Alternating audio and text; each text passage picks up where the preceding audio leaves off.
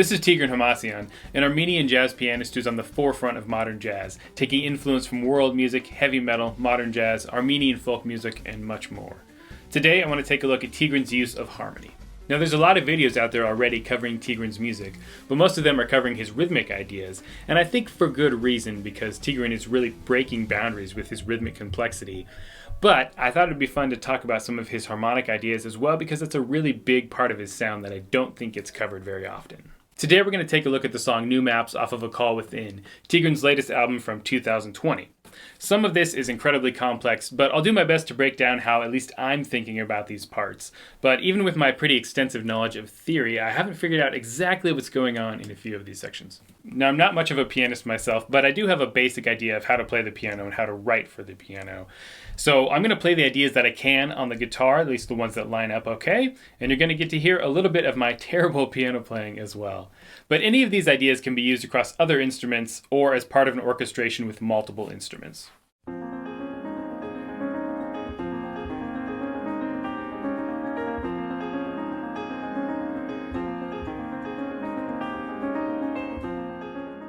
In the intro we have F minor, and you could think of this as an F minor 11, but really I'm just viewing this as F natural minor. Between the right and left hand, Tigran is playing every note from the F natural minor scale, and he's also doing this with the pedal down, making all of the notes ring together.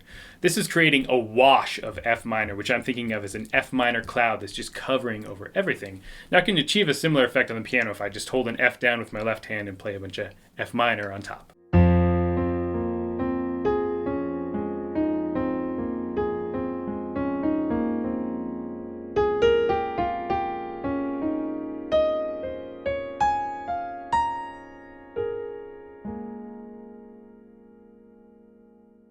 The bass note moves from F to E flat here as well. And you could look at this as two separate chords, maybe like an F minor 11 and an E flat sus.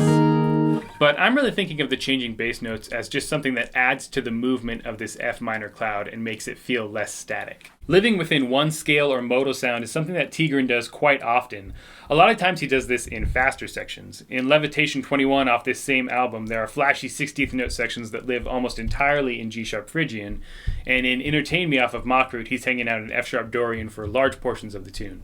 Living in this one sound for so long in the intro is building a nice atmosphere that's going to contrast really well with the next section of the song. Next it moves into this heavy riff.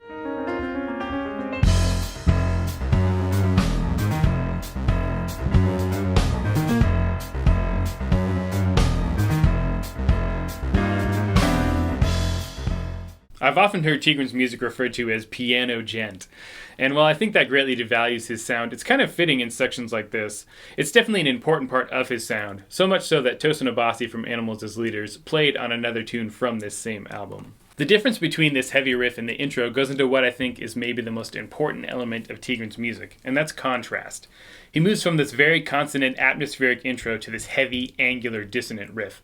We're going to see this idea of contrasting consonance and dissonance throughout the tune to different extents. As I mentioned before, I'm not going to cover rhythm much in this lesson, but here Tigran has grouped everything in fives, giving this quintuplet sound. This heavy riff is also rooted around F, but with a ton of added dissonance.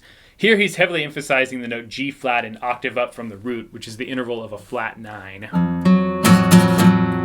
The flat 9 is one of the most dissonant intervals in music, and it's one that's usually avoided in most circumstances, especially within like a chord voicing. Here though, it works perfectly for this dark, angular sound. The last beat in these measures use an E Lydian sound. The progression from F minor to E Lydian is a pretty common sound that I actually covered in one of my quick lessons. Here though, it's done with these really wide intervals, adding to that angular sound. And this also has some chromaticism. So you have F, G flat, E. And you get this chromatic move of F, G flat, E. Very much a metal sound. Tigran also plays these tightly voiced piano chords over this riff. These close voiced chords work really well on the piano, but they're not even possible on the guitar without the use of some open strings. This first one is E flat add 9 with G in the bass, and the second one is C major 9 with E in the bass. And the only reason I can play that one is because I have some open strings. This C major 9 I'm kind of viewing as a way to get back to the root note of F. In F, the 5 chord would be C, usually a C7, and that would lead us back to F. But here, this C major 9 voiced entirely in intervals of a second kind of works as a way to get back to F. The interval choices in the riff and the closed, more dissonant piano voicings really add to the contrast between this part and the intro. The rhythm, the range of the instruments, the groove, these all play into the contrast as well, but I think the harmony is playing just as big of a role, if not the biggest role in this case. Next, Tigran combines these first two sections together.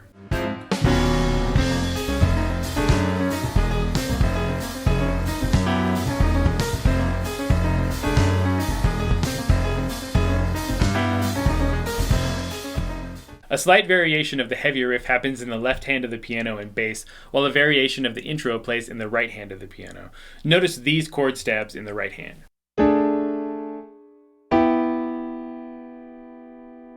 These chords harmonize the bass notes when they move outside of the key. On the G flat or F sharp, the chord on top is a D major with an added sharp 11. This works great as a harmony over F sharp, but it's pretty dissonant against the root of F minor. The second chord stab is an E minor over an F sharp. Once again, a pretty dissonant sound, especially in relation to F minor. This whole section is a perfect example of this pull between consonance and dissonance. To combine these two parts together requires the more consonant intro to become more dissonant so it works with the riff. Combining very different sounding ideas together is definitely worth experimenting with because it can add a lot of cohesion to your music, but be aware it might require some adjustments to one or both of the parts to make this work. Then it's back to the heavy riff before moving on to this solo piano section.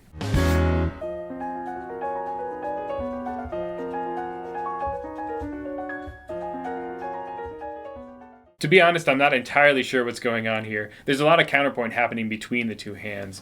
What I see is a melody that stays within the F Phrygian mode and is harmonized in some pretty interesting ways. There's an F5, and then a G flat major in the left hand, and then some more outside sounds.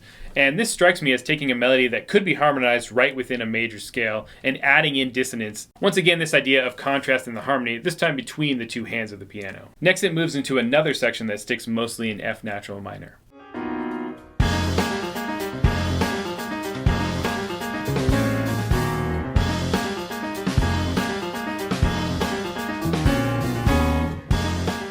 Here, Tigran is constantly going back to this major second interval between A flat and B flat. The use of this interval and the straight 16th note runs give this a much more jagged feeling compared to the intro, which was also in F natural minor. There's also more of these cluster chord voicings at the end of every other measure, which adds to the dissonance of this section. After returning to the heavy riff and the riff intro combo again, it heads to another complex use of counterpoint between the two hands of the piano before moving on to this.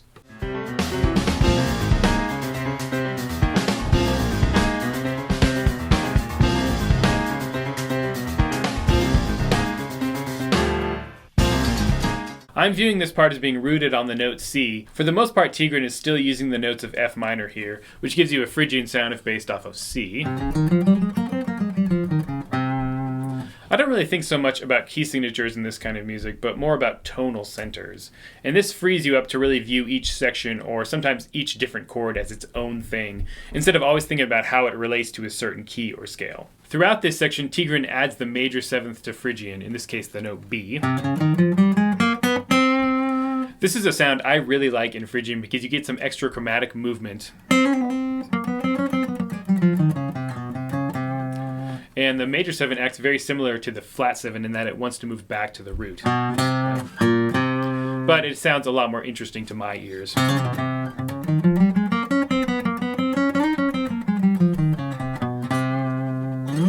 Then he hits this nasty minor second interval coming back into the heavy riff.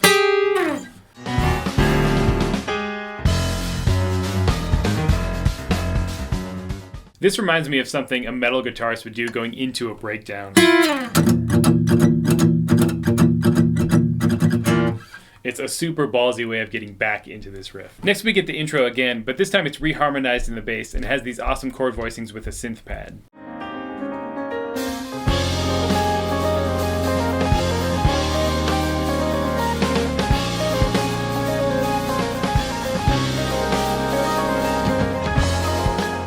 If you add in these chords, you have a D flat major 7 sharp 11 with F in the bass. You have a C minor with E flat in the bass, a B flat minor 11, and an A flat major 9 with C in the bass. These are staying within the key of F natural minor, but they're adding a ton of color to this climactic section of the song. It's cool to bring back ideas from earlier on, but do them in a different way. Then the heavier riff comes back with an even more intense variation with chromatic runs and these octaves.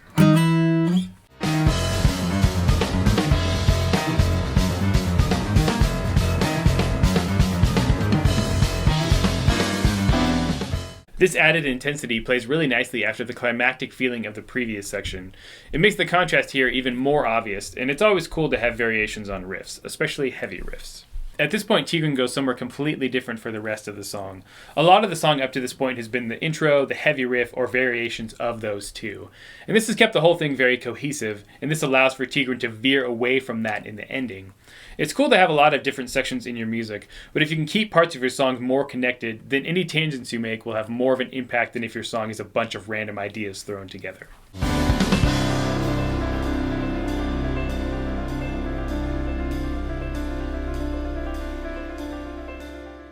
Here it goes to another section that's living in one sound for a while, with C as the tonal center. It's kind of a C sus sound. A C sus cloud. Then we have these chords, which help move us to a new tonal center.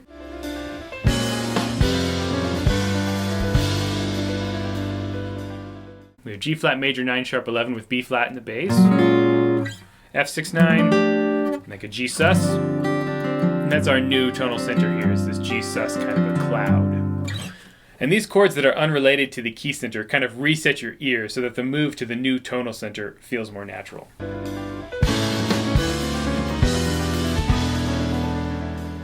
Then it does this again to move to another key center, this time using an A6 9 with G sharp in the bass, a D suspended, and then an E minor with a flat 9. Now, all of these chords could be called by other names. I'm just going with how I'm viewing them. That leads us to the tonal center of E, which starts with a Dorian sound with a lot of C sharp, and then morphs into natural minor with a C natural.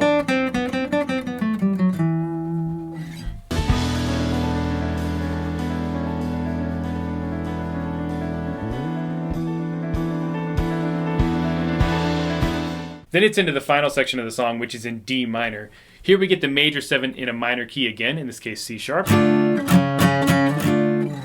And more of the driving heavy sound we had earlier on.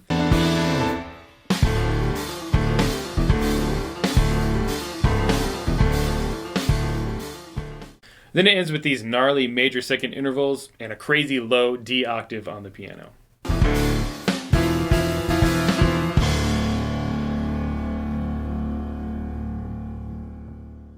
So there's a look at some of the harmonic choices that Tigran makes. I think this is an overlooked element of the atmosphere that he creates with his music. I would argue it has as much of an impact on this as his rhythms do, and he's an absolute master of rhythm. If you get anything out of this lesson, it's this push and pull between consonance and dissonance. That combined with the rhythms and textural elements really define Tigran's sound for me. I've been really heavily influenced by his music over the last few years, and it obviously translates super well to the world of prog rock and metal. So take some of this stuff and apply it to your own music. As always, if you enjoyed this lesson, subscribe, hit the bell notification, like, comment, share. Till next time, stay proggy.